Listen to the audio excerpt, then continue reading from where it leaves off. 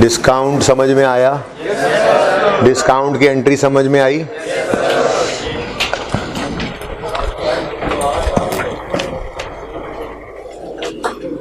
एक चीज होती है ग्रॉस।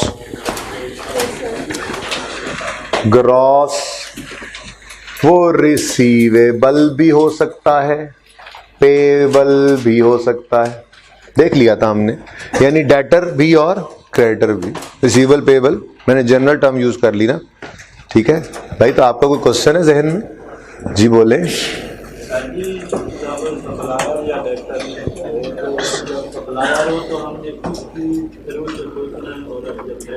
नहीं नहीं, वो मैंने ये कहा था कि आप थोड़ी देर के लिए सप्लायर की तरफ चले जाएं और फिर वहां पे जाके सोचें, क्योंकि मैंने दोनों अलग अलग चीजें समझाई थी आपको।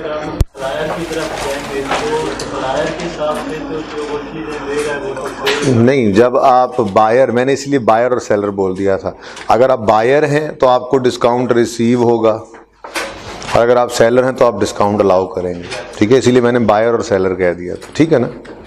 सेलर के पॉइंट ऑफ व्यू से सोचें तो उसको पैसे आने थे, उसने छोड़े कुछ पैसे, उसको डिस्काउंट अलाउ करना पड़ा, एक्सपेंस। और अगर आप बायर हैं, आपने पैसे देने थे, आपको कुछ पैसे छूट गए, तो फिर आपको फायदा हुआ, तो इनकम, ठीक है। अच्छा जी, ग्रॉस रिसीवेबल या पेएबल होता है, और एक चीज होती है डिस्काउंट, ठीक है।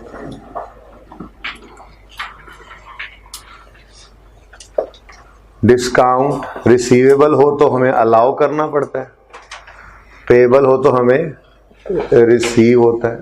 तो ग्रॉस रिसीवेबल पेएबल में से, मतलब आप ज़हन में ये रखें ना, ये फिगर ग्रॉस में से लेस करते हैं डिस्काउंट, और हमारे पास जो फिगर आती है वो क्या होती है? नेट। नेट रिसीवेबल भी हो सकता है या पेएबल भी हो सकता है, ठीक है ना। सही है? Yes sir.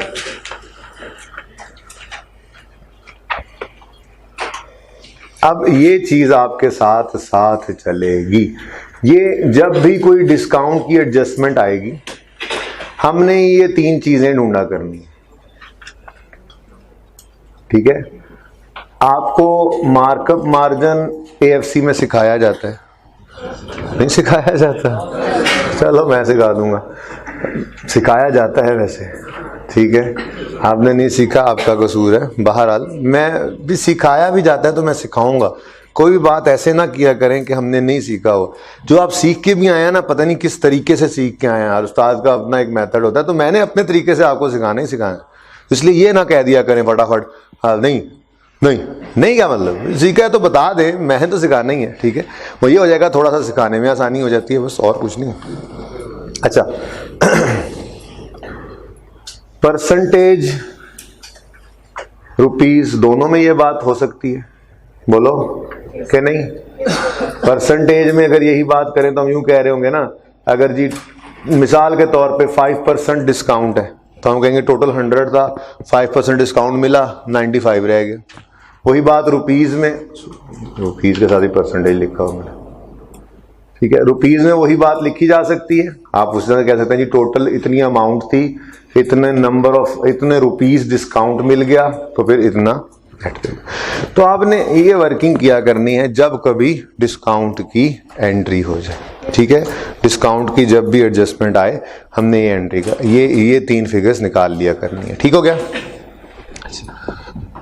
अच्छा जी, अब एडजस्टमेंट एक रह गई थी, वो सवाल के अंदर वाली एडजस्टमेंट पढ़ते हैं, वो जरा मुझे पढ़ दें। नहीं है, चलो आप पढ़ दें, फिर आप एक बुक मुझे दे दें। ये जरा छोटी छोटी सी बुक है, ठीक है। वैसे तो मैं चाह रहा हूँ एक सफाई मिल जाए मुझे, वो ज्यादा कंफर्टेबल होता है।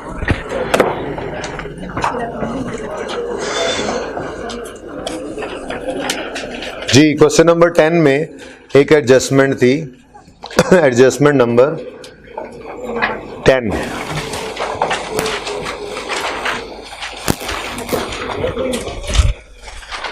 ये चलो फिर वो मैंने और भी देखने ना क्वेश्चंस, आपको होमवर्क भी तो देना है अब ढेर सारा। आपका कौन सा रिजल्ट है कि आपको टेंशन हो? अच्छा तो ये भी बता दूं, जिनका रिजल्ट है उनको भी मैंने, आप सबका नहीं भी है तो जिनका सबका था उनको भी होमवर्क दे के ही भेजा है मैंने, ठीक है। हाँ देखिए मैं भी कहीं जा रहा हूँ, तो मैं जहाँ जा रहा हूँ मैं वो अपनी गाड़ी पे नहीं जा रहा, मैं बस पे जा रहा हूँ, और मैंने उसके लिए भी ना, ये देखें आप, मैंने कॉपीज करवा ली हैं, ये आपके BRS के सारे MCQs इसके अंदर उन्होंने कॉपी कर दिया ICAP वाले, वो मैं पढ़ूंगा, जाके रास्ते में पढ़ते हुए जाऊंगा, देख लूंगा, जो एक तरह के होंगे उनमें से एक समझा के दूसरा बता दूंगा, आपको हैंडआउट्स दूंगा। ऐसे ही FR 1 वालों के भी लेके जा रहा हूँ, टाइम नहीं मिला था तो मैंने आते जाते हुए जो सफ़र है उसको ऐसे, तो आपने अगर घर भी जाना है तो आते जाते हुए पढ़ें, वहाँ पे कौन सा सारा दिन आपने सारे काम करते रहना है। मैं आपको सच्ची बात बता रहा हूँ कि जब मैं कैफ लेवल पे था आपके, हमारा सी एंटर होता था उस वक्त, ये तो अभी 2013-14 में, 13 में 12 में आके बदला है, ठीक है, उस वक्त हम फाइनल में थे। तो जब हम कैफ लेवल पे थे तो जब टेस्ट होता था, घर छुट्टियों में जाते थे तो हम जाते आते हुए टेस्ट तैयार कर लेते थे, अगर घर पे याशी करनी होती थी तो कर सकते हैं जिनका सफ़र है, ठीक है। अच्छा उनका वो टाइम बच गया, वो पढ़ लें और बाकी टाइम याशी करें, ठीक है। सफ़र पे उनको तो और अच्छा टाइम मिल गया। अच्छा जी, ये रूल मैंने अलग कर दिया है, अब क्वेश्चन टू क्वेश्चन जो है वो हम देखा करेंगे। एडजस्टमेंट पढ़ता हूँ। A customer who owed, customer who owed का मतलब कस्टमर ने हमारे पैसे देने थे ना। A customer who owed ₹20,000 was entitled to a cash discount of 2.5%, paid a check for net amount on 10 December 11। इधर देखें जी, मैं दोबारा बना रहा हूं, ये तो रूल जनरल कर दिया था ना, अब देखेंगे रिसीवेबल है या पेएबल है। कस्टमर हु ओड 20,000 का मतलब क्या है, हमारा डेटर था या क्रेडिटर? भाई कस्टमर कभी क्रेडिटर होता है? कस्टमर को चीजें बेचते हैं, उससे पैसे आने होते हैं ना, कि उसको चीजें भी देते हैं पैसे भी देते हैं, ठीक है। तो कस्टमर से चेक आया हो, कस्टमर से पैसे आने हैं तो वो हमारा डेटर है। yes, मैं ग्रॉस डेटर लिख देता हूं यहां पे, ग्रॉस डेटर परसेंटेज भी लिख लेंगे। पहले तो जो गिवन है वो तो बता दो, रुपीज में बता रहा है, क्या कह रहा है वो। ये डिफरेंट क्वेश्चन में ना आपने फिर सिर्फ यही आइडेंटिफाई करना होगा ये फिगर कौन कौन सी है, आइडेंटिफाई हो जाएगी। आपको ओरिजिनल एंट्री आती है, कोई मसला नहीं होगा आपको इस एडजस्टमेंट के अंदर, जहां जहां वो टेस्ट करेगा। इसलिए कल का पूरा लेक्चर ही डिस्काउंट पे लग गया, ठीक है जी। वो कह रहा है a customer who owed ₹20,000 is entitled to a cash discount, तो इसी को कहते थे ना जो डेटर में से माइनस करते थे हम बाद में, डेटर डिस्काउंट की तो एंट्री कोई नहीं, ठीक है। Is entitled to a discount, कितना जी? 2.5%। 2.5% जरा निकालो इसका, 500, तो नेट कितना बना बोलो? 19,500। सब कुछ ही गिवन है, मुझे परसेंटेजेस की जरूरत नहीं पड़ी। ये कहाँ जरूरत पड़ेगी ये भी बता दूंगा, अब अभी जरूरत पड़ी तो देख लेंगे। फिलहाल तो ये फिगर्स गिवन है। उसने कहा जी ग्रॉस है 20,000, 500 उसका डिस्काउंट बनता था, और उसने नेट कितना देना है हमें। मैं यूं कह लूं ग्रॉस रिसीवेबल और फिर नेट रिसीव्ड कह दूंगा, क्या ख्याल है? क्या ख्याल है? बेहतर हो जाएगा जरा। डेटर आज खैर ही है, मुझे कोई खबर याद कर रही होगी। ग्रॉस रिसीवेबल मरना तो है ना, और नेट रिसीव्ड। आपको अपने कोर्स की पढ़ गई होगी, मर गया तो सोनू पढ़ाएगा कौन? कोई भी आके पढ़ा देगा। दुनिया का निजाम किसी के जाने से कभी भी नहीं रुका। इंसान समझता है कि शायद ये सारा निज़ाम जो है ये मेरी वजह से चल रहा है, कि सारा निज़ाम अल्लाह चला रहे हैं, ठीक है। बड़े बड़े बन्ने खान, तुरम खान, बड़े बड़े कब्रिस्तान जाए ना, ये म्यानी साहब चले जाएं, वो फलाना कमिश्नर, फलाना DC, फलाना पता नहीं सूबेदार, और फलाना पता नहीं क्या क्या नंबरदार, और हर कोई अपनी ज़ात समझता था। मैं गया तो पता नहीं, चमगादड़ वाला साहब है ना, किसी ने चमगादड़ से पूछा, ऐसे मिसाल बनी हुई है, ये उल्टी क्यों लटकी हुई है, तुम छत के साथ निकलो, मैं नीचे उतराऊँ तो आसमान ना गिर पड़े, टांगों पे उठाया हुआ है। तो हम में से हर एक का यही हाल है, हम में से हर एक यही समझता है कि शायद दुनिया के निजाम मेरी वजह से चल रहा है। टेंशन ना लो, तुम्हारा कोर्स पूरा हो जाएगा, ठीक है, ओके। हम तो होंगे तो कोई हमसा होगा। हाँ जी, यहाँ कुछ दिल जले बैठे हुए हैं। तुम्हारा रिजल्ट तो नहीं है ना? है तभी तो। अच्छा सुनो सुनो सुनो, वापस आओ। अब ये एंट्री करनी है, ये एंट्री करनी है, कल सिखा दी थी। डेटर है, डेटर, डेटर से पैसे आएंगे या जाएंगे? रिसीव्ड। तो एंट्री बैंक डेबिट कितने से? 19,500 से। उसके बाद डेटर कितने से क्रेडिट? 20,000 से। हमने कहा था 20,000 रिसीव करने थे, 19,500 किए। ज्यादा रिसीव करने थे, कम रिसीव किए, तो नफा हुआ या नुकसान? घाटा हुआ या फायदा? तो नुकसान को अंग्रेजी में इनकम कहते हैं, एक्सपेंस। एक्सपेंस का बढ़ना डेबिट या क्रेडिट? तो छोड़ो, हम वैसे सोचते ही नहीं है कि बैलेंसिंग फिगर है, हम तो ऐसे ही सोच लेंगे जरा। डिस्काउंट अलाउड एक्सपेंस कितना? 500। ये एंट्री बन रही है, तो इसको तोड़ के करना चाहो आपकी मर्जी, जोड़ के करना चाहो आपकी मर्जी, एंट्री हो गई है ये, ठीक है। तो हमेशा जब भी कभी मैं आपको होमवर्क दूंगा, कुछ क्वेश्चंस आपको प्रॉब्लम करेंगे, कुछ क्वेश्चन आपको घर पे प्रॉब्लम करेंगे 2 दिन में। बुध को आओगे इंशाल्लाह सारी प्रॉब्लम्स बनाऊंगा। यही जब भी डिस्काउंट की एंट्री आएगी मैं ये काम करूंगा।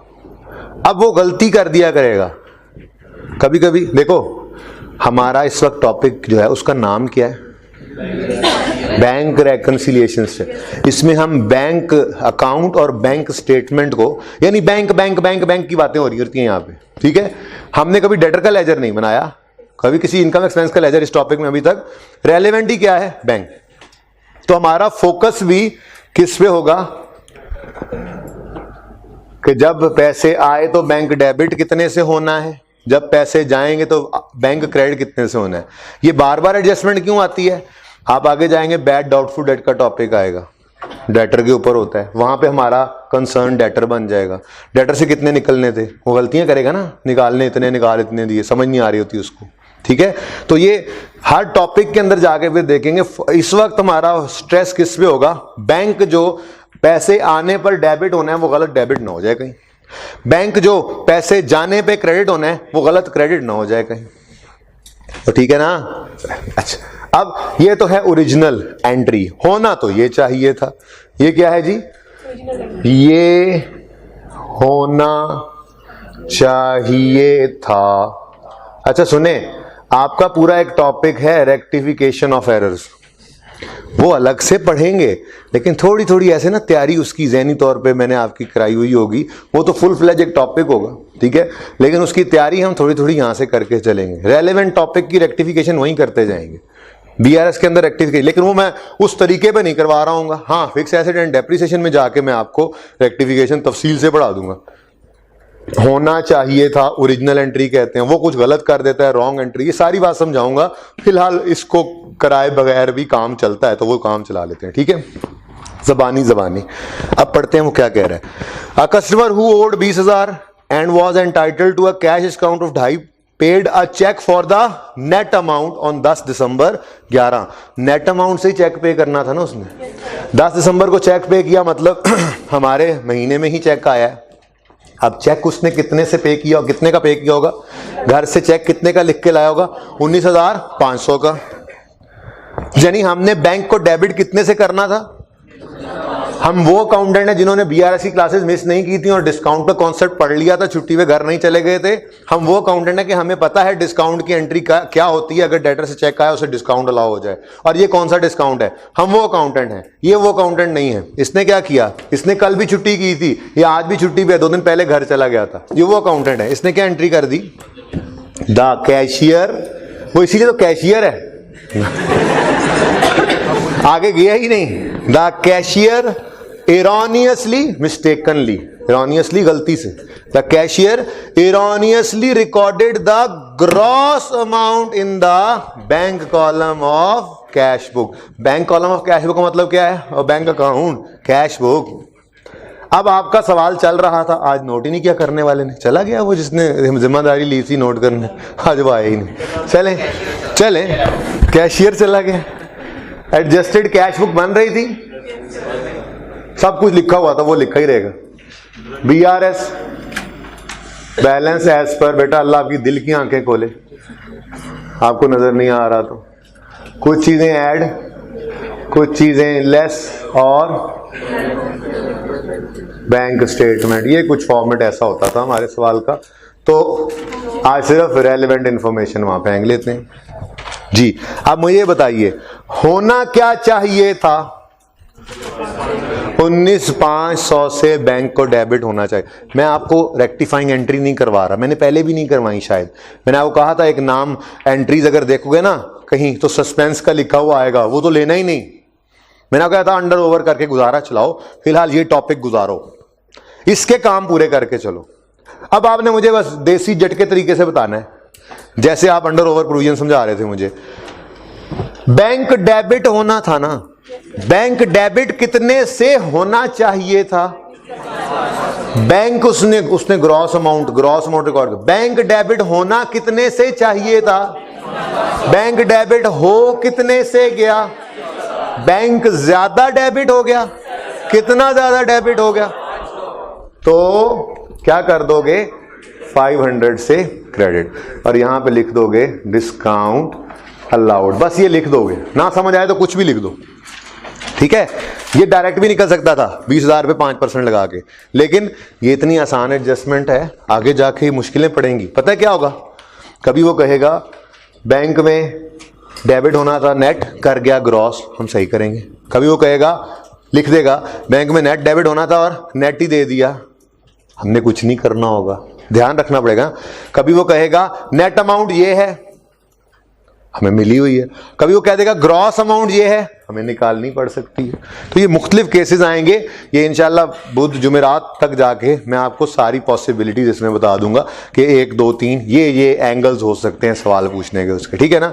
वो 2 3 4 जितने भी निकलेंगे, लेकिन अभी तक क्या करना है, जब भी डिस्काउंट की एडजस्टमेंट आए, ये रिसीवेबल की आ गई थी, डेटर लेस डिस्काउंट, ये डिस्काउंट अलाउड है इस केस में, ऐसे ही है ना, डिस्काउंट अलाउड एक्सपेंस है और नेट रिसीव। अगर यही हम क्रेडिटर को चेक देते, हमें डिस्काउंट वो अलाउ करता, तो हम तो डिस्काउंट रिसीव कर रहे थे ना, हमारी इनकम होती। तो यहां लिखते gross payable less discount received income net payable. आप क्रेडिटर में से, आपको पता है कल आपने एंट्री देखी, क्रेडिटर में से डेबिट ग्रॉस होना है, डिस्काउंट रिसीव्ड इनकम है, और बैंक से नेट अमाउंट क्रेडिट होनी है, सही है ना। तो जैसे ही डिस्काउंट की एडजस्टमेंट आए, ऐसे नहीं पूरा दिन लगा था, ये सारी बात पिक्चर सारी क्लियर होगी तो एडजस्टमेंट सही हुआ करेगी। और ये एक बार नहीं, अब कई बार आएगी एडजस्टमेंट ये, ठीक है। तो जब भी डिस्काउंट की एडजस्टमेंट आए, ये वर्किंग आप, मतलब ये मैंने फॉर्मेट बना दिया था रिसीवेबल पेएबल दोनों के लिए, ठीक है ना। तो ये अभी रिसीवेबल था, हमने उसको ले लिया, ओके, सही है। अब सवाल सारा पूरा हो चुका है, ठीक है। मैं इससे मिलती हुई एडजस्टमेंट पिछले सवाल की पढ़ाना चाहूंगा आपको, पता नहीं शायद फर्क ही ना हो।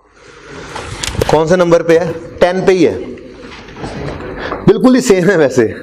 चलो, a customer was given a cash discount of 2.5 on payment of 20,000 on June 10। The cashier entered the gross amount in the, हाँ ये सोचने की बात है। Customer was given a cash discount of 2.5 on payment of 20,000। Question is कि ये 20,000 उसने net बताया है या ग्रॉस? ऑन पेमेंट ऑफ 20,000 का मतलब इसको नेट कहूं या ग्रॉस? चलो आपका सवाल है, मेरा नहीं है, खुद को देखेंगे। ये सवाल तो हो ही गया होमवर्क में सबसे पहला, सुन लो, ये आपने कर लिया ना सवाल तो, ठीक है। आपने ये सवाल आपका चल ही रहा था, इसमें आपने सिर्फ आज ये एडजस्टमेंट की है बस, बाकी सब हो चुकी हैं। आपका यहां से निकलेगा एडजस्टेड कैरी डाउन, ठीक है, उसको यहां रखोगे, और ठीक है ना। अच्छा, शायद इस सवाल के अंदर एक और गड़बड़ भी थी, ओपनिंग तो गिवन ही नहीं था, किस तरफ है, तो इसका मतलब ये नहीं निकलना, ये गिवन है, सब ऐड लेस आप कर चुके हो, चीजें जो करनी थी आपने रिवर्स वर्किंग करके ये बैलेंसिंग निकालना है। ये तो मैं आपको सिखा चुका हूँ ना, ठीक है, MCQ में ये आया था, इसीलिए तो उस दिन 15-20 मिनट लगाए थे, ठीक है। ये ओपनिंग बैलेंस, ये क्लोजिंग जो जहाँ से आता है वो निकल आया, उलट चल पड़े ना, कोई बात, उलट चल पड़े, इसको लिखोगे यहाँ पर, हाँ इधर से रुख आएगा, ठीक है, जिधर से पूरा हो जाए बैलेंस वहाँ से निकाल लेंगे और फिर चेक कर लेंगे अनएडजस्टेड इस तरफ आना है या इस तरफ आना है, सवाल मुकम्मल, ठीक है। करोगे ना तो पास पेपर नंबर 10 को मैं होमवर्क लिख दूं, लिख देते हैं ना, आप उसको इंश्योर कर लीजिएगा कि आपका वो सवाल पूरा है। लेकिन इसमें सिर्फ ना मैंने आपको अभी तक A रिक्वायरमेंट करवाई है, मैंने इसमें B रिक्वायरमेंट से आपको मना किया, दूर रहिएगा B रिक्वायरमेंट से, एंट्रीज को पढ़ने की कोशिश नहीं करनी, अभी मौका आने पे पढ़ लेंगे इंशाल्लाह, ठीक है। और उसके बाद आपको सबसे आसान ये एंट्रीज ही लगा करेगी, लेकिन फिलहाल नहीं, फिलहाल रुके रहें। 9 में तो सिर्फ है ही क्या, एडजस्टमेंट्स बैंक बुक में और बैंक रेकन्सिलिएशन स्टेटमेंट बनानी है। अच्छा 9 के अंदर ना बैंक स्टेटमेंट का बैलेंस भी गिवन है और बैंक बुक यानी कैश बुक का भी गिवन है। चलें, अच्छा है, ठीक है। ये दोनों सवाल हमने कर लिए हैं, एक सवाल कराता रहा, दूसरा साथ साथ होता चला गया, ठीक है। ओके, क्वेश्चन नंबर 12 पे आए जी बेटा, लास्ट।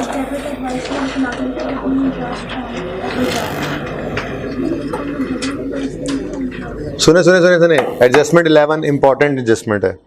30 जून 2006 हमारा ईयर एंड है ना, बहुत इंपॉर्टेंट एडजस्टमेंट है, स्किप होगी मुझसे, ये नहीं है हमारे सवाल 10वें में। 9th के अंदर एडजस्टमेंट नंबर 11, ये बहुत इंपॉर्टेंट है, क्योंकि मैं यही बात क्वेश्चन नंबर 12 में समझाने लगा था। शुक्र है यहाँ आ गई, 12 सारे का सारा होमवर्क में जा रहा है, तो सुन लें सुन लें सुन लें। 12 का नाम क्या है, ABC टेक्सटाइल,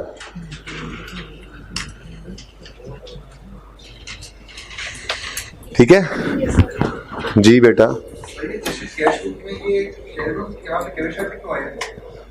बेटा अगर ये पॉजिटिव, मैंने अज्यूम किया अगर ये पॉजिटिव आया तो इधर आएगा, और अगर ये आंसर नेगेटिव हुआ तो उस तरफ चला जाएगा ना, मैंने उसे समझाया है।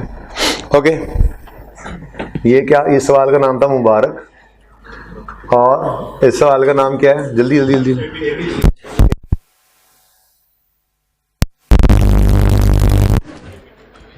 AB ट्रेडर्स, ताकि आप मिक्स ना करें। ओके जी, नंबर 11 पढ़ाऊंगा सही अभी, AB ट्रेड, ये ABC टेक्सटाइल जो है ये पढ़ाता हूँ, देखेंगे कोई ऐसी चीज़ तो नहीं है, कुछ परेशानी वाली चीज़ें होंगी वो खपिएगा, पूरे 2 दिन है, तीसरा दिन तो छुट्टी दे रहा हूँ जिनका रिजल्ट है उनको, ठीक है ना। संडे और मंडे पढ़िएगा, मंडे की शाम से गश पढ़ेंगे रिजल्ट वालों को, तो ट्यूसडे का दिन या खुशी या गम गुजार लीजिएगा, संडे और मंडे पढ़ लीजिएगा। सुने सुने, on 7 July 2006 bank sent a debit advice of 16,718 being interest on overdraft for 6 months to June 2006। Underline करें ना, 6 months टू जून 2006 का मतलब क्या है, इस अंग्रेजी का मतलब क्या है, पहले तो ये अंडरलाइन करें। ये जो लिखा होता है इस तरह से लिखा जाता है, 12 months टू, आजमा लेते हैं, लिखा हुआ 12 months टू 31 मार्च 15, इसका मतलब क्या है, वो 12 महीने जो खत्म होंगे 31 मार्च 15 पे, तो फिर ये शुरू कब होंगे, बोले शुरू कब होंगे, 1 अप्रैल 14 पे गिन लो। ये तरीका बता रहा हूं, जो लिखने का तरीका होता है अक्सर उसका, लिखा हुआ मिला 3 months टू 30 जून 18, इसका मतलब वो 3 महीने जो 30 जून तक हैं, टू का मतलब क्या होता है 30 जून 18 तक, वो 3 महीने जो 30 जून 18 तक हैं का मतलब वो 3 महीने जो 30 जून 18 पे खत्म हो जाने। तो कौन कौन से 3 महीने होंगे, अप्रैल, मई और जून, ठीक है। अब हमारे सवाल में क्या लिखा हुआ है, पढ़ो, ऑन फॉर 6 months टू 30 जून 16 बोलो ना। Over for 6 month to 30 June 2006 लिखा हुआ है ना, वो लिखो बस यार जो सवाल में लिखा हुआ है। जीव एरोप्लेन में 6 मंथ्स, ओह सॉरी आज तो इकबाल डे, शाहीन है। 6 मंथ्स टू 30 जून, 16 का मतलब वो 6 महीने जो 30 जून 6 तक हैं, यानी वो 6 महीने जो 30 जून 6 पर खत्म हो जाएंगे। तो ये कौन कौन से 6 महीने होंगे बोले? यकम जनवरी 6 से 30 जून 6 तक, ये 6 महीने बनते हैं। ठीक है, हमारा साल क्या लिखा हुआ उसने? हमारा साल 30 जून 6 पे ही खत्म हो रहा है ना। चलो ठीक, जरूरी नहीं है ईयर एंड 31 दिसंबर ही हो, हमारा साल यकम जुलाई से शुरू होकर 30 जून तक भी हो सकता है। ठीक है, अब मैंने आपको बता रखा है कि एक्सपेंस रिकॉर्ड करना हो तो पेमेंट का वेट नहीं किया करते, एक्रूअल बेसिस ऑफ अकाउंटिंग है ना। मैंने आपको लिखवाया था इनकम हम रिकॉर्ड कर लेते हैं जब हम गुड्स डिलीवर कर देते हैं या सर्विसेज रेंडर कर देते हैं। कैश आ जाए तो कैश डेबिट, नहीं तो रिसीवेबल डेटर डेबिट। ठीक है, हमने ये भी सीखा था कि हम एक्सपेंसेस को रिकॉर्ड कर लेते हैं जब हम गुड्स रिसीव कर लेते हैं या सर्विसेज यूज अप कर लेते हैं, लिखवाया था बेसिक्स में। ठीक है, हम एक्सपेंस रिकॉर्ड कर लेते हैं जब हम गुड्स रिसीव कर लेते हैं या सर्विसेज यूज अप कर लेते हैं। पैसों का आना जाना इंपॉर्टेंट नहीं, सॉरी आना तो होता नहीं, जाना ही होता है। पैसों का जाना इंपॉर्टेंट नहीं। हमने एक्सपेंस रिकॉर्ड कर लिया अगर हम बिजली इस्तेमाल कर चुके हैं, अगर पैसे पे कर दिए तो एक्सपेंस डेबिट कैश क्रेडिट, नहीं तो हमने सीखा था एक्सपेंस डेबिट पेबल क्रेडिट। बात समझ रहे हो? अब ये जो बैंक लोन दिया करता है ये क्या फी सबिलिल्लाह देता है? नहीं, वो कहता है ये पैसा तुम जो इस्तेमाल करोगे, इस पैसे को इस्तेमाल करने की तुम्हें कॉस्ट पे करना पड़ेगी, और ये कॉस्ट को वो नाम देता है इंटरेस्ट का। तो एक बात तो याद रख लें सारी जिंदगी के लिए, ये मैं आपको फिर बार बार भी लिखवाऊंगा, इंटरेस्ट कभी भी एडवांस में पे नहीं होता, इंटरेस्ट हमेशा एरियर्स में पे होता है। एरियर्स मतलब पहले दिन जब लोन लेने गया ये मुबारक या ए बी, तो जिस दिन बैंक ने लोन पकड़ाया बैंक उसी दिन इंटरेस्ट नहीं मांग सकता, बल्कि बैंक कहेगा ये पैसे ले जाओ। अब जैसे जैसे वो पैसा इस्तेमाल करता जाएगा वैसे वैसे इंटरेस्ट पे करने वाला बनता जाएगा। 1 महीने बाद वो पैसे वापस करने चला जाए लोन के, नहीं मैंने नहीं रखना लोन, अल्लाह माफ करे, बस वापस ले लो।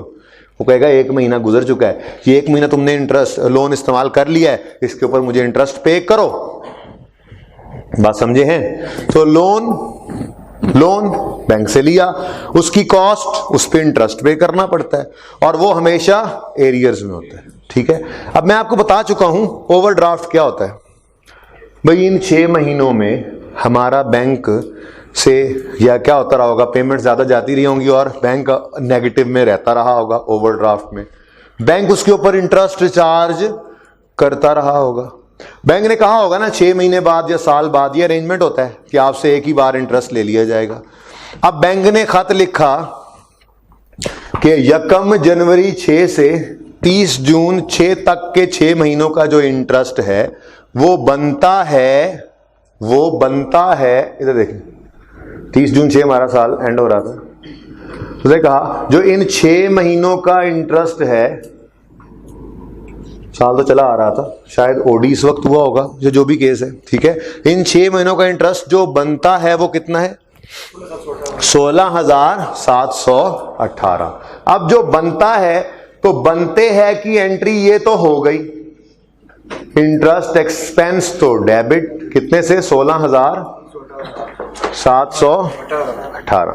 ये 30 जून पर ये एंट्री हो गई, इंटरेस्ट रिकॉर्ड कर लिया। अभी मैंने ये देखा भी नहीं कि पे हुआ है या नहीं हुआ। किस दिन? 30 जून 18, हमारे साल के आखिरी दिन। हमने क्या कहा? वो कह रहे हैं जी 6 महीने का इंटरेस्ट इतना बनता है, तो बनता है तो एक्सपेंस तो बन गया। अगर पे कर दिया 30 जून 18 पे अगर पे कर दिया तो एंट्री होगी कैश या बैंक क्रेडिट, और अगर पे नहीं किया तो एंट्री होगी इंटरेस्ट पेबल क्रेडिट। ठीक है, बात समझे हो? 6 महीने का इंटरेस्ट बनता है 30 जून 6 तक, ये 30 जून 6 तक का इंटरेस्ट, इसकी एंट्री इंटरेस्ट एक्सपेंस डेबिट तो होनी ही होनी है। अगर पेमेंट हो गई तो इंटरेस्ट एक्सपेंस डेबिट कैश या बैंक क्रेडिट, और अगर एंट्री नहीं हुई तो interest expense debit interest payable credit. ठीक है, अब सवाल पढ़ते हैं। कहता है on 7 July bank sent a debit advice of 16,718 being interest on overdraft for 6 months to 30 June 2006। आगे मत पढ़ो। बैंक ने किस दिन डेबिट एडवाइस भेजी है? यानी कि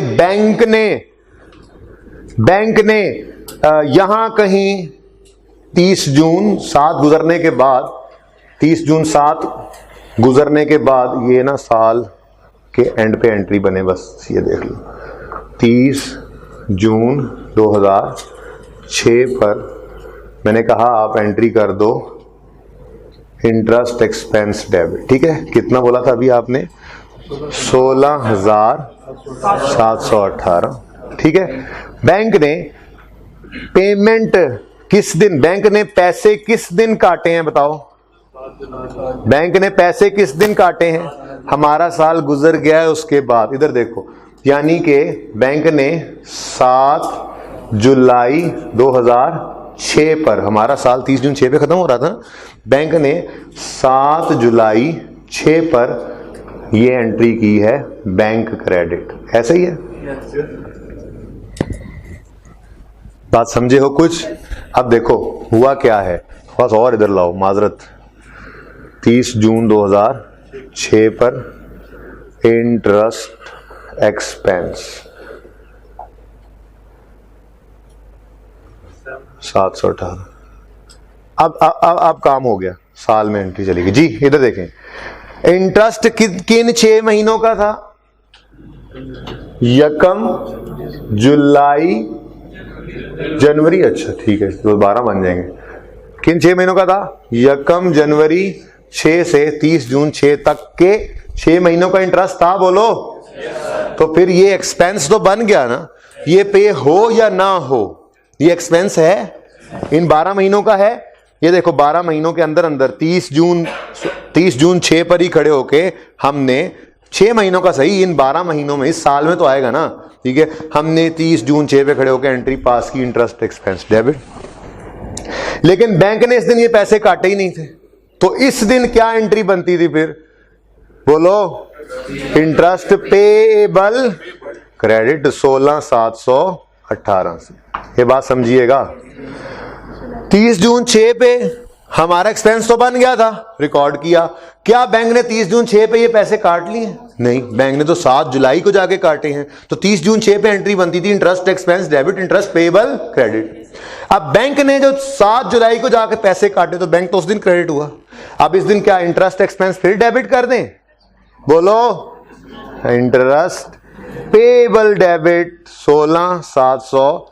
वो लायबिलिटी थी ना, वो लायबिलिटी जब पे कर दी तो लायबिलिटी कम हो गई। अब असल तो ये बनता था कि 30 जून 6 पर एंट्री होती interest expense debit interest payable credit, और 7 जुलाई को जाके होनी है ये एंट्री, होनी है। ये हमारे तो एम्बिट से बाहर है ना, बस मैंने समझाने के लिए लिख दिया, होनी है। हमें तो कंसर्न ही 30 जून 6 से फिलहाल।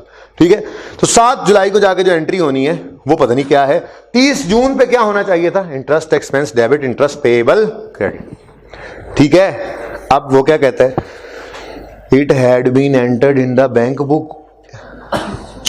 ओ शाबाश, उस बैंक, उस कैशियर ने क्या कर दिया? क्या कर दिया? Bank credit. क्या कर दिया?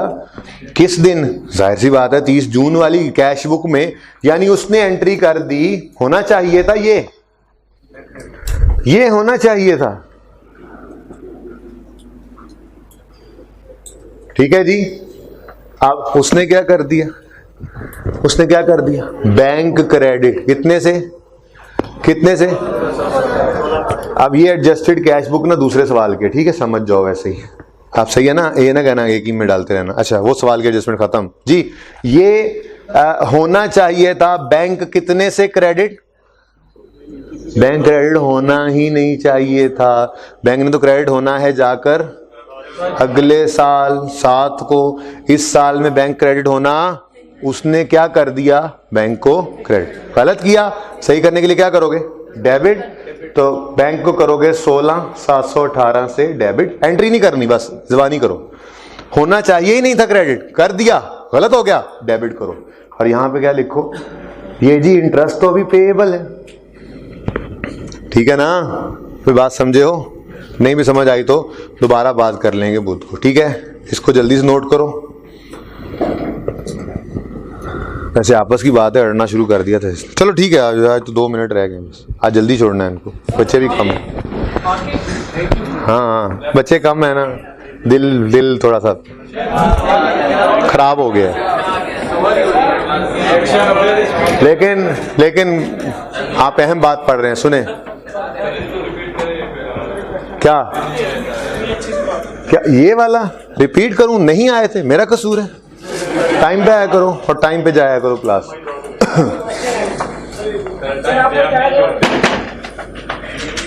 जो एडवाइस होती है वो आती है बैंक स्टेटमेंट के साथ। हाँ, तो जो बैंक स्टेटमेंट कब आती है, वो तो 30 तक बन गई ना, बैंक स्टेटमेंट आती कब है, 3-4 दिन बाद। तो उसी के साथ ही आती है ना। तो उसका मतलब ये है कि उससे 30 तक वो हो चुका है, एक्सपेंस उन्होंने काट के भेजा है। नहीं, 30 तक नहीं काटा ना, उसने ये बोला कि डेबिट एडवाइस किस डेट की है, ये फर्क है। बैंक पढ़ो, कहता है on 7 July bank sent a debit advice of 16,718, ठीक है ना। यहाँ पे क्लियर नहीं है, यहाँ पे सवालों के अंदर क्लियरली लिखा हुआ आएगा accompanied, bank statement accompanied by debit bye advices dated 30 जून, फिर तो मानेंगे।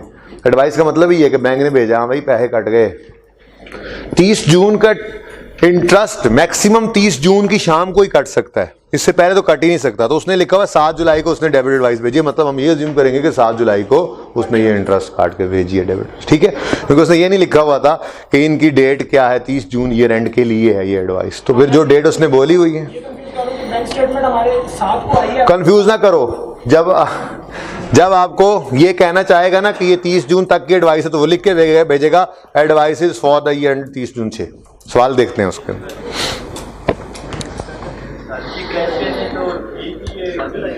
ये तुम्हारे जैसा ही था, फिर ठीक ही है। तो पल्ला के बंदे, बैंक क्रेडिट हुआ ही नहीं, 30 जून 6 तक बैंक क्रेडिट हुआ ही नहीं, और तुम कह रहे हो क्रेडिट सही किया उसने।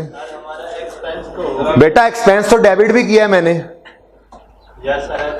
मैंने जो गलती सही की है, वो गलती क्या सही की है, मैंने कहा बैंक डेबिट, बैंक क्रेडिट नहीं होना चाहिए था, गलत क्रेडिट हुआ, डेबिट करो, ये सही हो गया।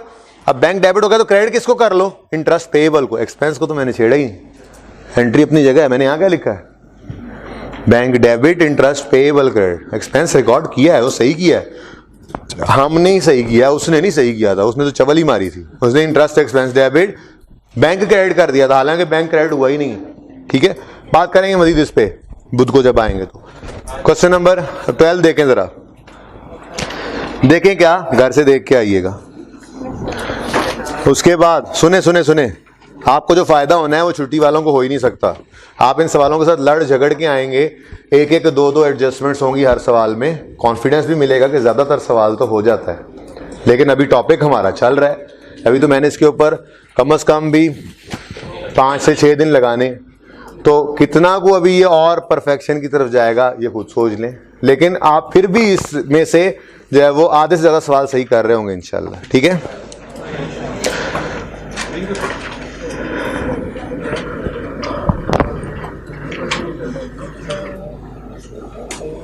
अच्छा, तरतीब यही रखनी है, पास पेपर 13 करना है, लेकिन ये मैं एंड पे रखूंगा ताकि रह जाए तो फिर एंड पे ही हो।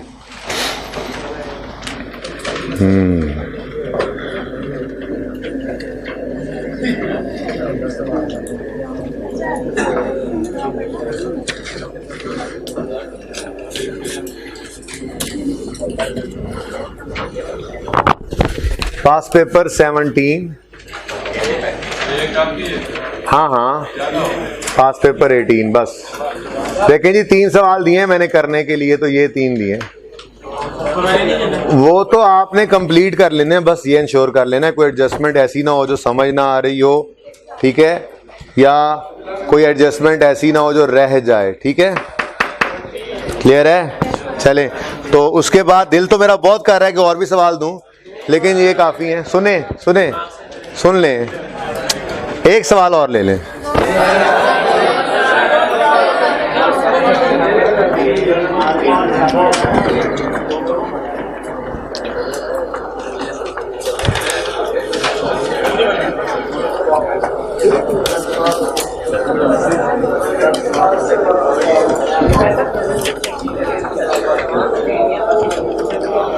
अच्छा फिर ऐसा करें, 18 की बजाय ना 20 कर लें। ये एक जैसे मिलते जुलते फर्क देखेंगे ना इनमें फिर खूब ध्यान से, ठीक है। 17 का नाम है fine works limited, fine works limited, और 20 का नाम है गैलेक्सी एंटरप्राइजेस। ये 3 सवाल आपने करने हैं, और ऊपर वाले 2 अच्छा है कर लें एक ही सीटिंग में, ये 5 कर लेंगे तो कॉन्फिडेंट फील करेंगे। बाकी 3 एक दिन तो कम से कम अभी इसी अप्रोच पे लगने हैं, 3 से 4 दिन, 2 दिन में बाकी 2 अप्रोचेज हो जाएंगी इंशाल्लाह जब ये मजबूत हो जाएगी। तो बुध जुमेरात जुम्मा हफ्ता तो है ही, देखें उसके बाद मंडे ट्यूसडे तक हम नया टॉपिक शुरू करेंगे। नहीं ना बेटा, क्या बताऊं भाई, डिस्काउंट समझा दिया था कल, सवाल में लिखा हुआ था कि 20,000 बंदे ने देने थे, उसको 500 डिस्काउंट दिया, उसने 19,500 देने थे।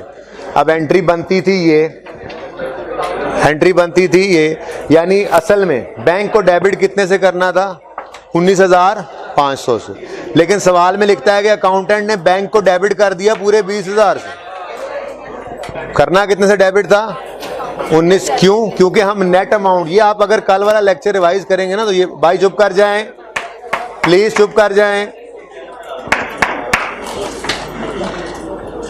कल वाला लेक्चर रिवाइज करेंगे ना तो उसमें ये बात मैंने सारी पढ़ाई हुई है एंट्रीज तक। अभी सिर्फ 2 से 3 मिनट में एक बात की थी, क्या नहीं सर 5-7 मिनट लग गए थे, कि जब भी डिस्काउंट के एडजस्टमेंट आए आपने ये काम लाजमी करना है।